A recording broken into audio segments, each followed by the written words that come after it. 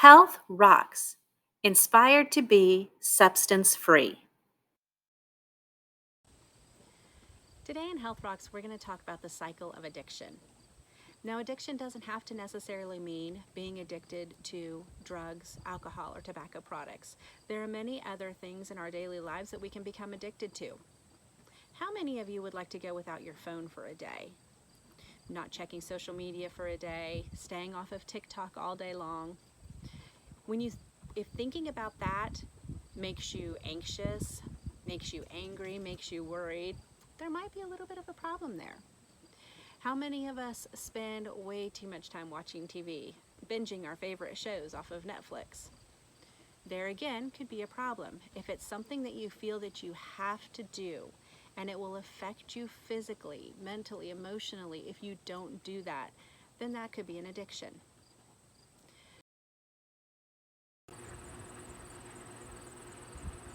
This is Eris, and he is completely fixated on this ball. This is Eris's addiction. He is so enamored of this ball that when it is around, it's all he can focus on. He will chase this ball all day long. He'll bring it back, throw it at your feet, and wait for you to throw it again.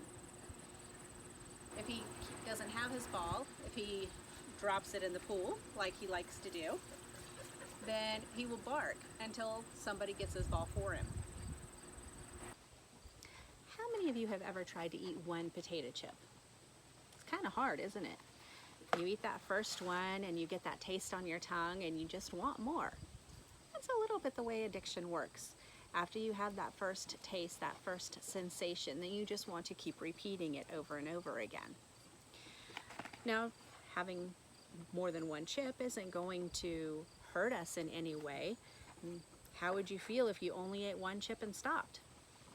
It's not really going to have any long-term effects on you. You may decide you want more chips, but you don't need more chips. So a craving for drugs, alcohol, or tobacco products is something like that, except it can hurt you physically once you're addicted to a substance if you don't keep taking it. You can have physical withdrawal symptoms, such as feeling restless, eating more than usual, being impatient, showing anger or frustration. You might have a difficult time concentrating, or you might become depressed. You might also have a loss of energy or be fatigued. You could have stomach issues. You might even notice that you're having headaches or sweating, you're having heart palpitations. These are all signs and symptoms of physical withdrawal from a substance. Now, you aren't going to have these symptoms simply by not eating another potato chip, and you may not suffer all of these symptoms if you don't pick up your phone for a day, but it could still have some effect on you. There is a downward spiral for drug addiction, and it generally starts with experimentation. And that's how younger youth end up getting hooked on these substances, such as alcohol, tobacco products, or drugs. They see their peers, their friends trying it, and they decide to try it. Once they've tried and they decide that they want to try to replicate that feeling that they get, they start doing it recreationally or using the substance socially when they're with their friends, with their peers, maybe at parties. Maybe they have a night alone and their parents are out and they decide to experiment a little bit more. Once they've done this for a while, then they go into the next stage, which is tolerance. And that's when your body starts to build up almost a resistance to the substance that you're using. So then each time it's going to take more and more of that substance for the person to feel the same effect. The next stage is going to be compulsive craving. You can't do without the substance. You think about it all of the time. Your body is starting to crave it. This is when you start really seeing that downward spiral. The next step is addiction. Use of the substance becomes habitual, it's regular, and it's out of control. The user is dependent upon the substance to get through their everyday lives. Finally, you have withdrawal. Once you've made the decision and you've come to realize that there is a problem and you need help, then you'll go through withdrawal, and your body is going to go through changes when the drug use stops. So, how quickly can you become addicted to something? All of that really depends on several factors. It can depend on the genetics in your family. There are some genetic markers that are just more predisposed to addiction than others. So think about, in your family, are there people who have had issues with alcohol? Are there people who have had issues with drugs or tobacco products? If you see a lot of that in your family, then it could be that your family has those genetic markers to be more predisposed to addiction, and you would want to be very careful. Stress, worry, and tension will lead you to looking to relief somewhere. So that is going to lead to an addiction also. You start thinking that you need this substance to relax, to sleep, to get through tomorrow's test. And that's going to lead you down a long, hard road. And the drug that's being used also plays into this. Some drugs cause addiction after only 1 or 2 uses, and those can be very dangerous.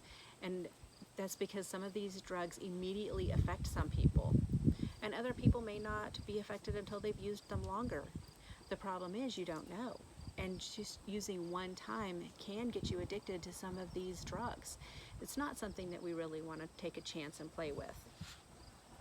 So as I said, it doesn't have to be a substance like drugs, alcohol, or tobacco products that you can become addicted to. We are surrounded every day by technology.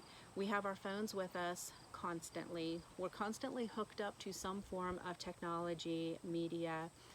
Many of us check social media. I'm guilty, I know. I check social media frequently throughout the day. I'm on Facebook, and I will freely admit that it is not a good thing. And I know that I have a teenage daughter, and she is on TikTok a lot. She spends a lot of hours on that. And so these are not good things. These are things that we should really be trying to take control of in our life. Now, there can be food addictions. I use the potato chips as our example, but there are some people who feel that they have an addiction maybe to caffeine or to chocolate or coffee. They just can't get through their day without that. Sugar, I'm a guilty one of that too. I feel like I need something a little sweet after I eat. So these are just things to keep in mind, that if there is a substance or an activity that just consumes you and you don't think you can get through a day without it, it might be time to step back and take a look at that and reevaluate how important that thing, that substance is in your life, if you just don't feel that you can function without it. So these are just some things to keep in mind. You may want to have a conversation with your family about other members of your family, and if there has been issues in your family with addiction,